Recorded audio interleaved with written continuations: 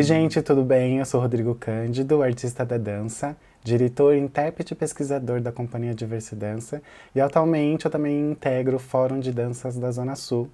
E hoje eu estou aqui para falar sobre um tema bastante pertinente, que é falar sobre dança, políticas públicas e o desenvolvimento desse setor nas periferias. Então, para a gente começar, a gente vai falar primeiro sobre o que são políticas públicas. É muito comum a política pública estar muito associada com a política partidária, porque elas andam meio que lado a lado. Mas quando a gente fala política, esse nome meio que assusta. Então a gente vai entender um pouquinho qual é esse conceito de políticas públicas.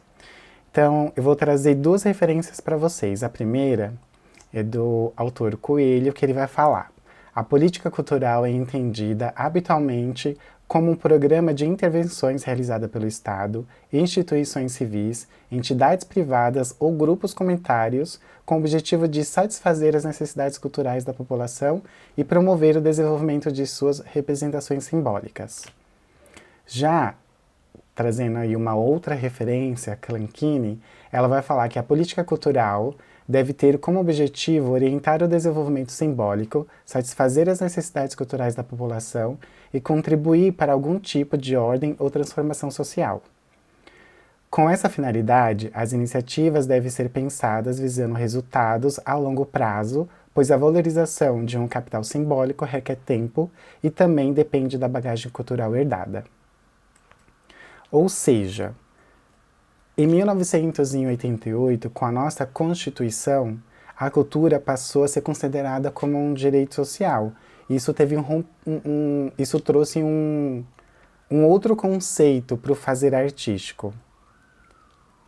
E aí a gente passa a entender isso como qualquer direito. A política pública, ela não só está atrelada à cultura.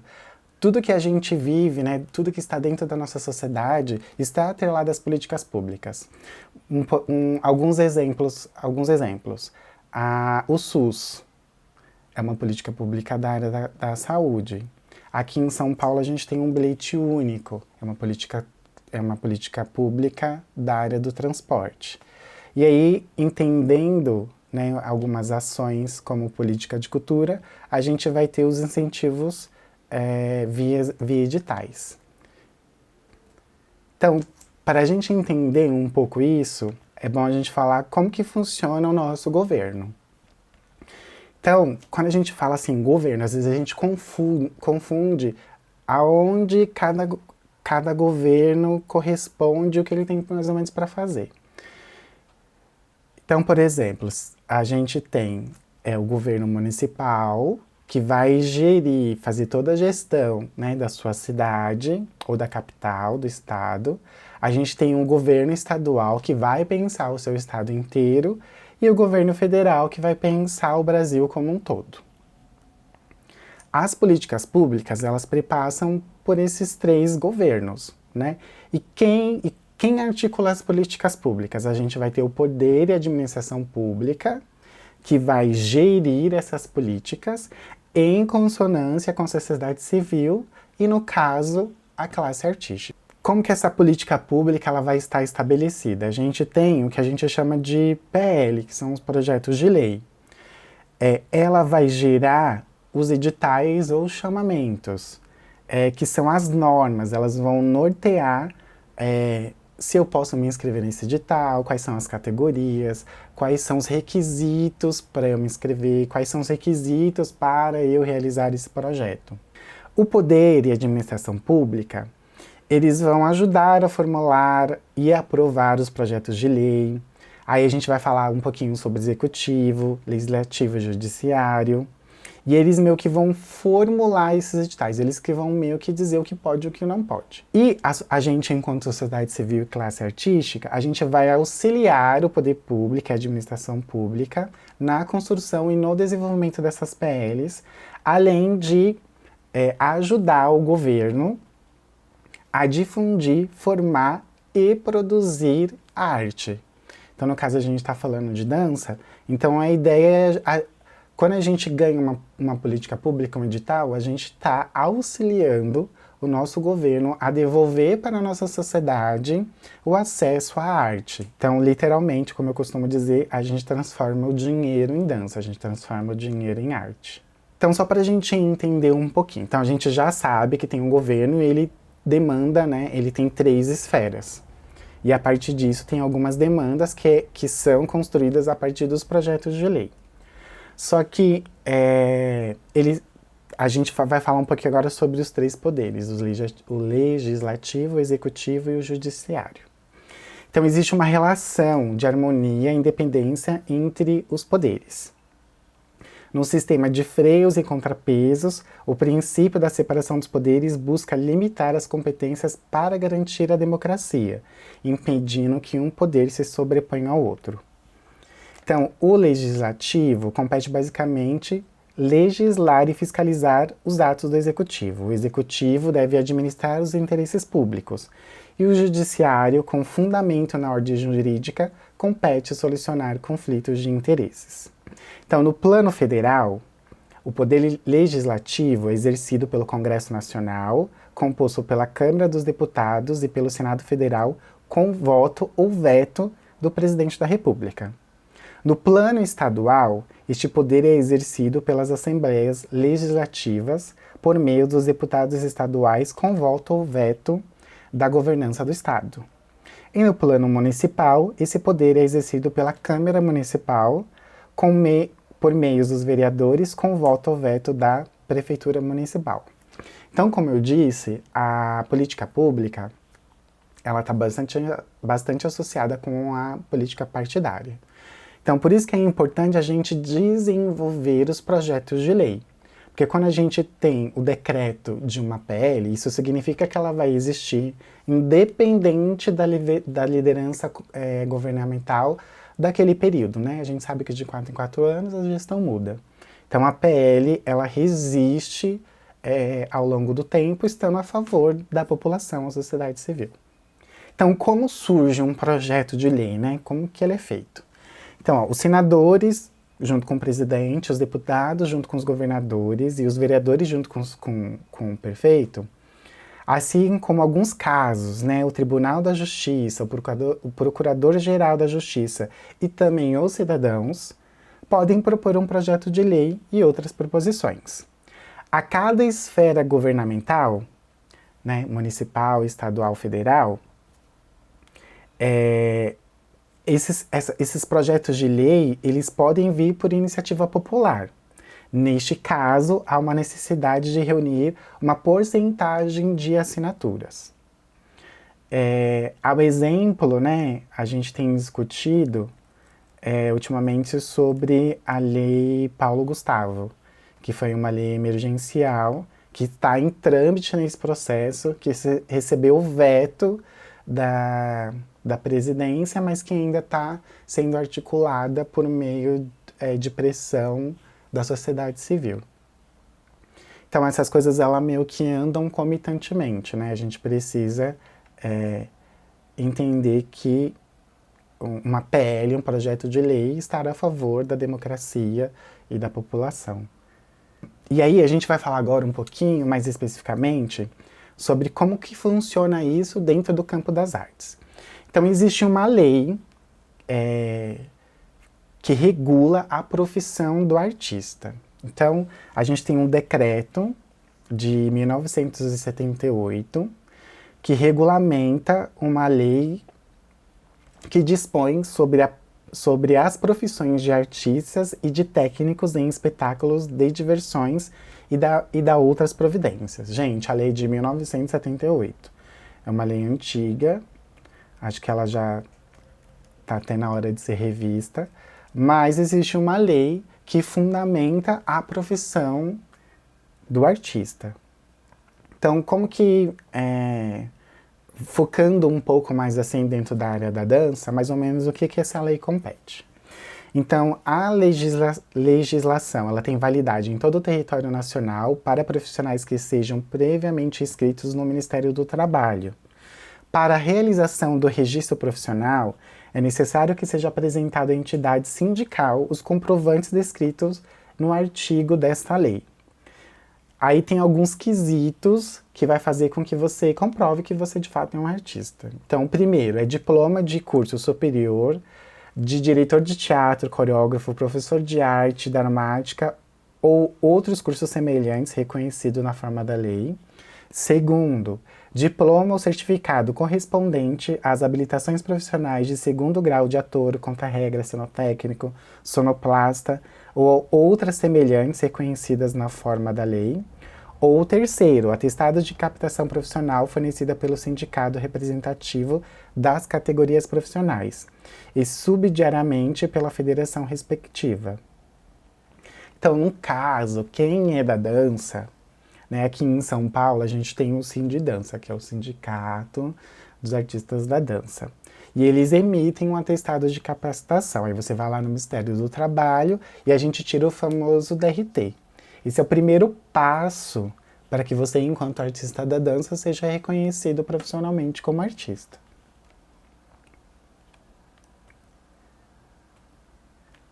E aí, eu acho que o grande passo é entender que a gente precisa entender da onde a gente acessa esses editais e, por fim, como que a gente consegue ser contemplado por eles. Então, agora, nesse momento, eu vou falar um pouquinho sobre os editais, a gente vai entender um pouco para que eles servem, e aí depois a gente caminha para esse lugar, onde eu acesso. Então, os editais ou chamamentos, eles são convocatórias criadas para nortear a classe artística a formular propostas de formação, difusão e produção, a fim de devolver o acesso à cultura para a sociedade civil, por meio de contratos, a fim de auxiliar a União e o Estado a fomentar linguagem artística no país. Os contratos podem ser realizados por dedução orçamentária ou por renúncia fiscal. Essa, por sua vez, auxilia empresas privadas a auxiliar o papel da União e do Estado em promover o acesso aos bens culturais. O dinheiro público é direcionado à classe artística que tem como ética moral honrar o recurso orçamentário e devolver para a sociedade resultados que impactem na solidificação das linguagens artísticas em seus diversos campos de atuação. Então, uma vez ganhando, né, sendo contemplado por um edital, a gente auxilia a nossa governança a devolver para a sociedade como direito os bens culturais. E aí, como que isso mais ou menos funciona, né? Então, dentro da esfera municipal, estadual e federal, a gente vai ter processos muito semelhantes. Então, um deles é o que a gente chama de edital, ele vai predestinar um recurso direto para o seu projeto. E tem um outro formato de edital que é via ICMS. Como que funciona isso? Você submete a sua proposta, o seu projeto. Se ele for aprovado, né, por essas esferas, ele está apto a fazer uma captação de recurso via ICMS. O que seria mais ou menos isso? Então, qualquer cidadão que realize a declaração do seu imposto de renda ou qualquer empresa tributada com base no lucro real pode apoiar projetos culturais utilizando o mecanismo do incentivo fiscal que é previsto em lei. Pessoas físicas terão desconto de até 6% do imposto devido e pessoas jurídicas até 4%.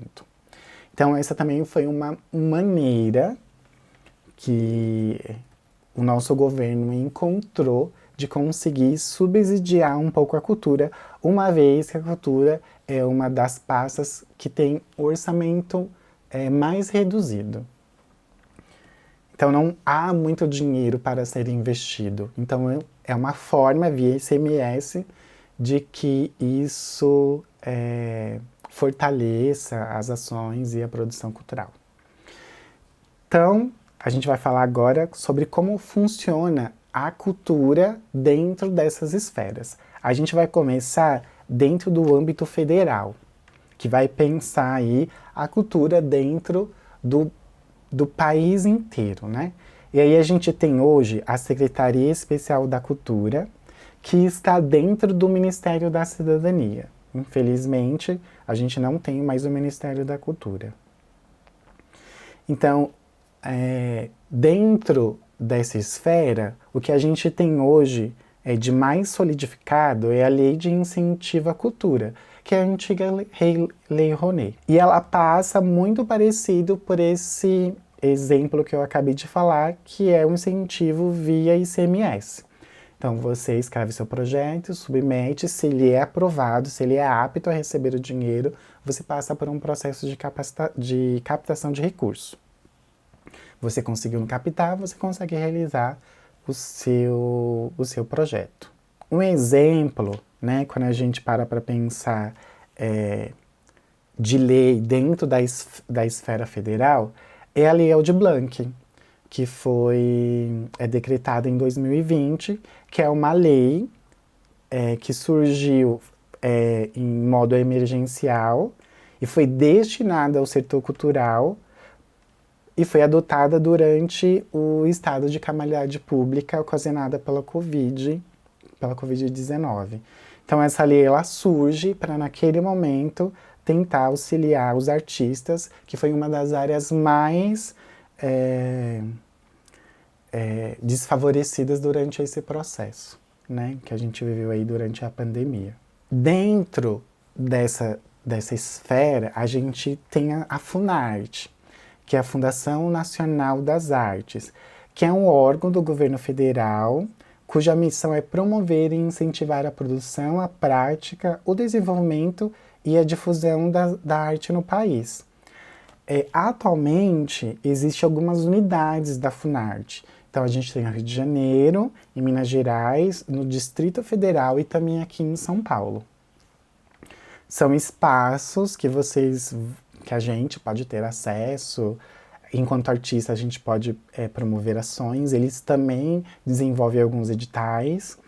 E é um lugar em que as pessoas podem ter acesso à arte, à cultura. Então, caminhando, isso é tudo sobre a esfera federal. Agora a gente vai falar da esfera estadual. Então, estamos falando de São Paulo. Então, dentro do governo do estado de São Paulo, a gente tem a Secretaria da Cultura e Economia Criativa. E essa secretaria, ela também trabalha nesse mesmo formato. Então, tem o PROAC Editais, que é o Programa de Ação Cultural, que ele vai deduzir uma verba direta para o seu projeto, e também tem o PROAC CMS, que vai ser muito parecido com a Lei de Incentivo com a Lei de Incentivo à Cultura do âmbito federal. Então, você tem que submeter o seu projeto, se caso ele for aprovado, você consegue fazer a captação de recursos. Existem outros editais também de outras áreas específicos dentro do PROAC. Todo ano eles lançam diversos editais, por categoria, por linguagem. Tem um volume muito grande, né, assim, de projetos, porque a gente está pensando no estado como um todo. Mas a ideia é subsidiar projetos, e aí eles pensam numa separação, né, da capital, porque a capital já tem um programa de editais bastante estabelecido, para que o estado consiga ter uma maior capilaridade. E aí, indo agora um pouco para o âmbito municipal, a gente vai falar agora da capital de São Paulo. A gente tem a Secretaria Municipal de Cultura de São Paulo. E aí eu vou falar um pouquinho mais sobre a capital. Então, a gente tem aqui como um marco na consolidação de políticas públicas a construção do Teatro Municipal, que foi o primeiro equipamento municipal de cultura, juntamente com a Escola de Dança de São Paulo, lá em 1911. É válido dizer que quando a gente fala em Secretaria, né, Municipal de Cultura, primeiro ela começou como um Departamento Municipal de Cultura, em 1935, mas somente em 1975 ela passou a ser uma secretaria. O que isso significa? Então, ela passou de receber dinheiro para ser uma secretaria, ou seja, ela tem orçamento próprio para poder investir. Ela não depende de outros setores para fomentar os seus próprios objetivos. Ainda no Brasil, ainda tem alguns municípios que não têm secretaria, né? Ou eles estão em conjunto, por exemplo, a Secretaria de Cultura e Esporte, ou ela ainda continua sendo um departamento. Então, isso vai impactar diretamente em como que esses municípios articulam a cultura dentro do seu território. Quando ela passa a ter verba própria, ela consegue articular outras coisas dentro do seu território. E aí a gente tem alguns outros marcos, né? Então, em 1989, depois da Constituição, entendendo que a cultura é um direito social, ela passa, entra em pauta um conceito de cidadania cultural, que ampliou a atuação da Secretaria Municipal de Cultura na luta pela efetivação dos direitos culturais, afirmando o direito de produzir cultura, de participar das decisões quanto ao fazer cultural, de usufruir dos bens da cultura, o direito à formação cultural e artística, à experimentação, à reflexão, à informação. E aí, a partir disso, coisas começam a ser criadas, né? As casas de cultura, os museus, as escolas. E aí eu acho que um grande marco para a política pública, pensando nos editais, a gente tem em 2002 a criação do Programa de Fomento ao Teatro.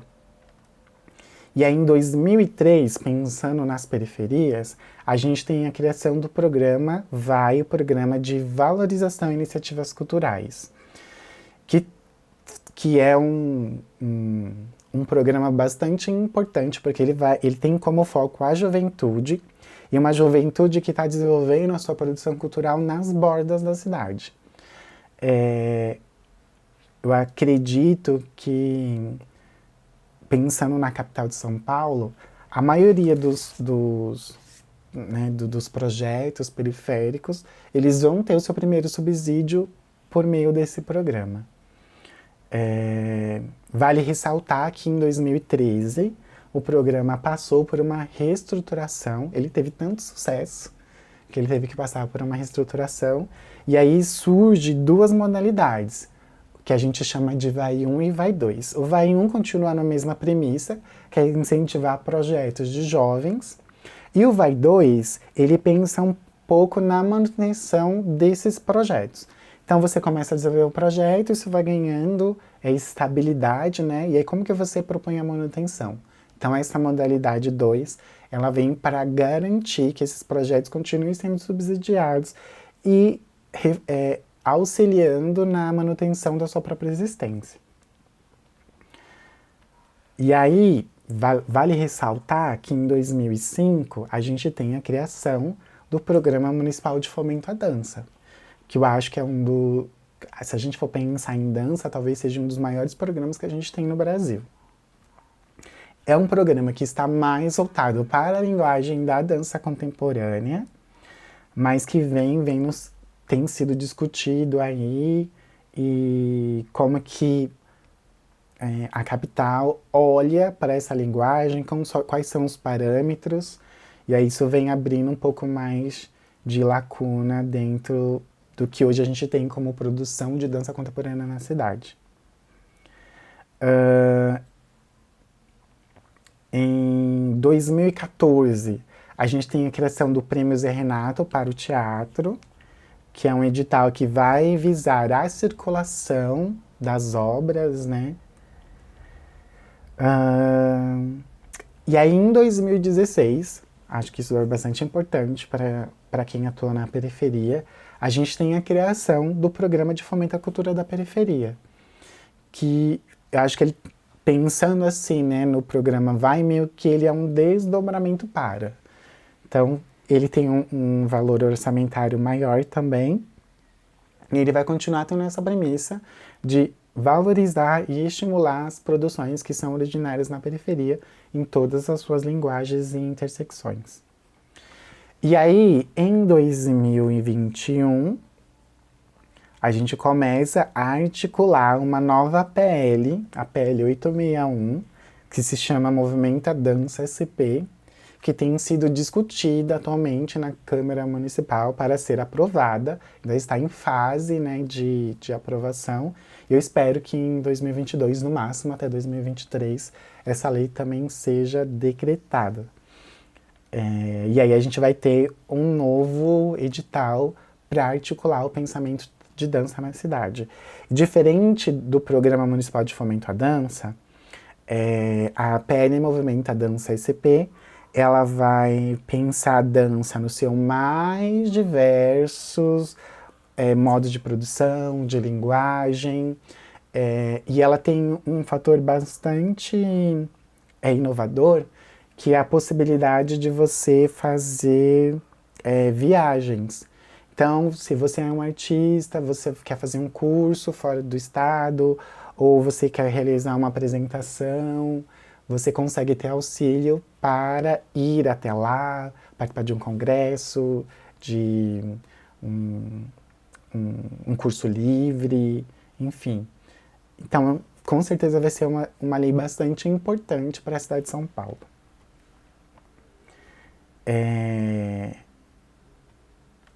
Além disso, aqui em São Paulo, a gente tem o PROMAC, que é o Programa Municipal de Apoio a Projetos Culturais, que também foi lançado em 2013.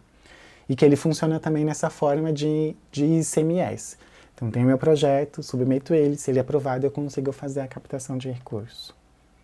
Então, a gente percebe que todas as instâncias, municipal, estadual e federal, elas trabalham tanto com o edital que vai ter a dedução do valor direto e tanto nesse formato de ICMS que aí o artista consegue fazer a captação para o seu próprio projeto. E aí existe uma relação bastante próxima, né, do poder público com a sociedade civil, e isso vai gerar uma participação social.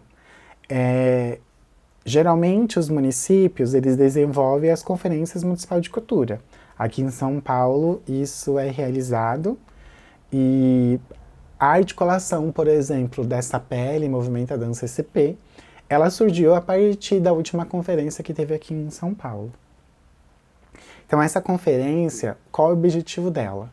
Então é aberto, às vezes ela não é aberta para a sociedade civil, em alguns, dependendo da gestão, mas geralmente você consegue, a gente enquanto população, a gente consegue ter um diálogo com o poder e a administração pública e a gente vai pensar, né, como que está a cultura na cidade. E aí a gente vai pensando desdobramentos, projetos inovadores ou até na manutenção e melhoria de coisas que já existem para que a gente continue tendo acesso e usufruindo aos bens culturais e artísticos.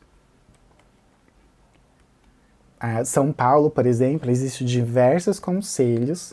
Esses conselhos, geralmente, eles têm um misto, né, do poder público e da sociedade civil. E são pessoas que vão pensar e articular e vão tentando aí, fortalecer a garantia e acesso a esses bens. Então agora a gente já sabe onde a gente vai acessar os editais. Então todas essas secretarias elas têm sites. Os editais geralmente eles saem no Diário Oficial, mas eles também são publicados nesse site. Então é só você ficar de olho e se atentar ao prazo e perceber como que elas funcionam. A gente vive esse momento da era digital, então geralmente você recebe uns formulários, tem que fazer uns cadastros e você vai subindo as coisas do seu projeto para essas plataformas para que eles possam ser avaliados por uma comissão.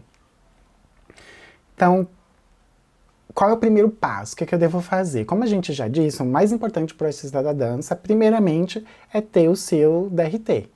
Isso vai fortalecer que você seja reconhecido como um profissional da dança. Em segundo, eu sugiro fazer um curso de produção cultural, porque ele vai te dar engajamento para que você consiga desenvolver essa habilidade de transcrever as suas ideias para o seu projeto. Então, a gente meio que materializa, né, o seu conceito artístico, transcreve ele, e ali a comissão ela vai conseguir perceber quais são os pressupostos, quais são os seus objetivos, quais são as linhas, né, com que você trabalha, quais são os meios de produção.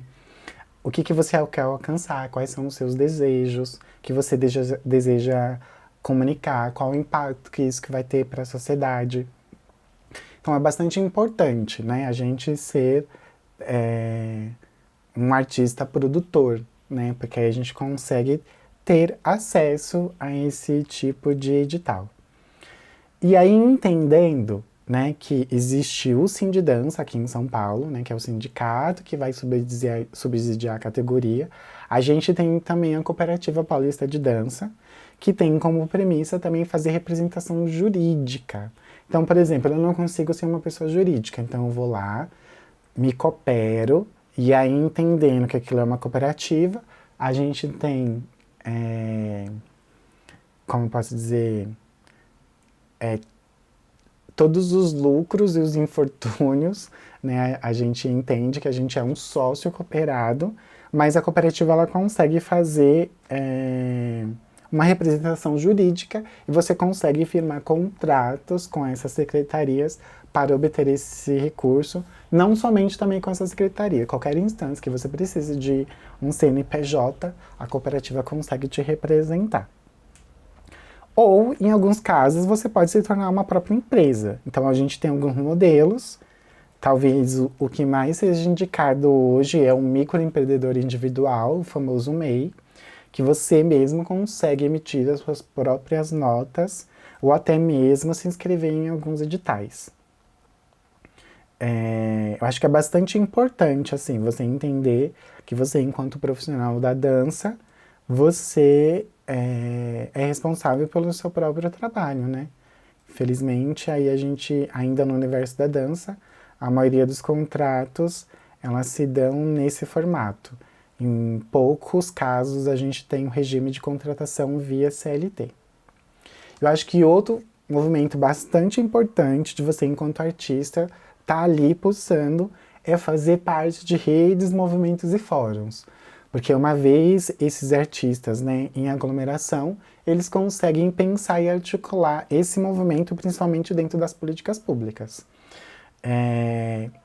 A PL Movimenta Dança SP, ela surge de uma necessidade via as conferências, mas ela vai ser pensada e articulada por diversos movimentos e setores que hoje atuam na cidade de São Paulo.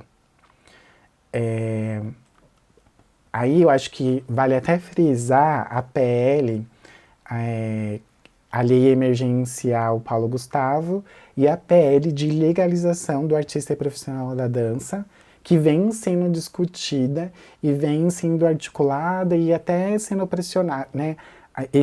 A rede, os movimentos e os fóruns, eles ajudam a pressionar a administração e o poder público a fazer com que essas coisas aconteçam, né? Então a gente teve um veto na Lei Paulo Gustavo, ela tem sido pressionada para que isso seja revisto e ela tenha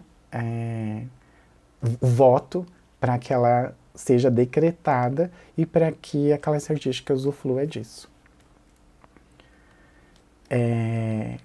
Então, para finalizar, vocês vão ter acesso a todas essas informações, links, vou deixar também algumas referências, e meu contato. E caso que vocês tenham interesse, a gente pode conversar, tirar dúvidas. Então vai ter um material em PDF que você pode acessar, tem os links que você pode ver os sites, enfim, caso vocês tenham interesse em se aprofundar em mais alguma coisa. Mas é isso, a gente enquanto artista, a gente tem que ser empreendedor do nosso trabalho e entender que não basta só dançar. A gente tem que atuar politicamente, entender que o nosso fazer artístico também é político e a gente precisa pressionar que a política pública se renove e amplie.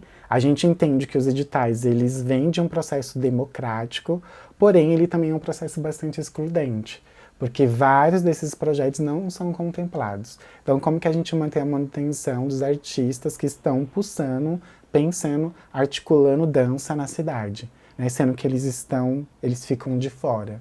A gente sabe que o dinheiro ele pulsa, a gente precisa dele na nossa sociedade, que é capitalista, para sobreviver. Então a gente precisa entender que a gente precisa passar por esses processos. Tira o seu DRT, se coopera, abre o seu MEI, e aí juntos a gente consegue fazer com que a dança ganhe mais espaço aqui na cidade de São Paulo ou no seu próprio município. A gente vai entender que em alguns municípios esses processos ainda não existem. Tem alguns municípios, por exemplo, que não têm editais de fruição, né, para núcleos artísticos. Então, que você se articule com o movimento da sua cidade para pressionar a sua prefeitura para que eles desenvolvam um projeto de lei que vai fazer com que isso seja possível. Então é isso, gente. Espero que vocês tenham gostado. É bastante informação.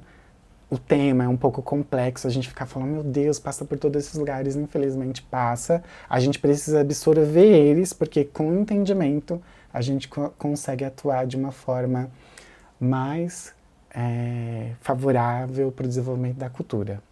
Então, a gente fica por aqui. Qualquer coisa, manda um direct.